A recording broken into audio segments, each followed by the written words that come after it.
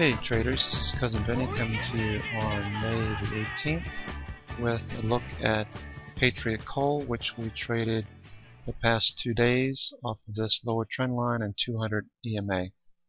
So Johnny mentioned in the room early on that he was looking at Patriot Coal, CNX, and I believe BTU.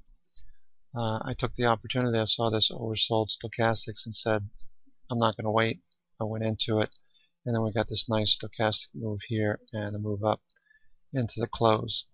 We held and we traded out of this at the high today, and a number of you asked when I plan on getting back in. So this is what I'm looking at.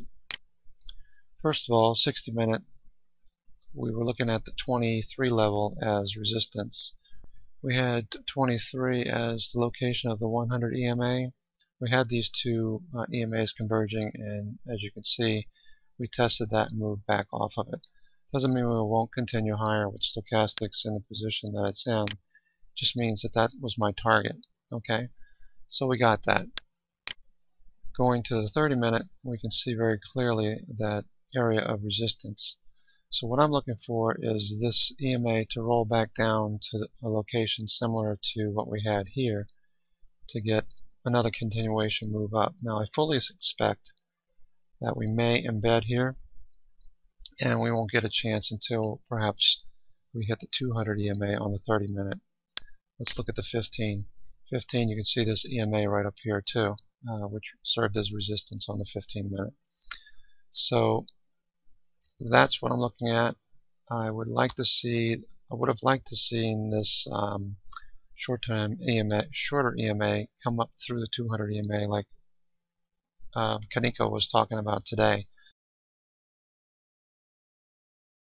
Now this is RAX, and this is the 30-minute. And if you were following what Kaneko was saying today, he was using the 15-minute. And you can see the 10 EMA here. Let me just change that real quick.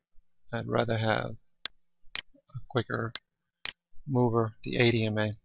This is what he was looking at for a cross of the 200 EMA for an entry on RAX. What I was also looking at was the 5-minute, which gave me a much quicker signal. You can see. Let me just change this so you can actually see this a little better. You can see the yellow line here. That's my 8 EMA. The 8 on the 5-minute gave me a quicker signal going up through the 200 EMA. And we got in earlier in the morning, okay? And when Kaneko was talking about this, I added when these EMAs started to part and we started to get more of a, I won't say parabolic, but you get the idea. We're running up the EMAs and the Bollinger Bands at the same time. We're squeezed along this line here, so that kept me into RAX into the close. We continue to see strength above this flag. We started to move a little higher, so I'm looking for RAX to continue tomorrow. I bought the June 42s. We're slightly out of the money at this point, and I believe about $2. And I'm not sure where it closed, but I know we were doing really well towards the end of the day. So that's RAX. The 60-minute is looking good. We're right at the 200 EMA, so I'm looking for that to move higher. 30-minute, we're also at the 200 EMA, so I'm looking for this to push higher on momentum, in which case I might exit tomorrow, being it's Thursday, day before expiry. I have the June 42s on RAX. The other thing I'm looking at on RAX is on the daily, we have this nice bounce off this uptrending channel. What I'm looking for here now is a move on stochastics higher tomorrow. Volume was nice, it was above average, and we're continuing to trend higher. All the EMAs are pointing higher. The daily 10 EMA and the 20 are just overhead, so we're looking pretty good here on RAX. U.S. Steel, we started to see some action in the AKS and the X today. Notice the stochastics are finally starting to move higher. We're starting to see more positive action off of this lower trend line. And what I mentioned previously about RAX in an uptrending channel, we were in this for some time and this continued to move lower. Being it's a bearish pattern, that's typically what happens. You don't know if you're going to get a bounce here or here or here or here. You were hoping that we would get one here and this would continue.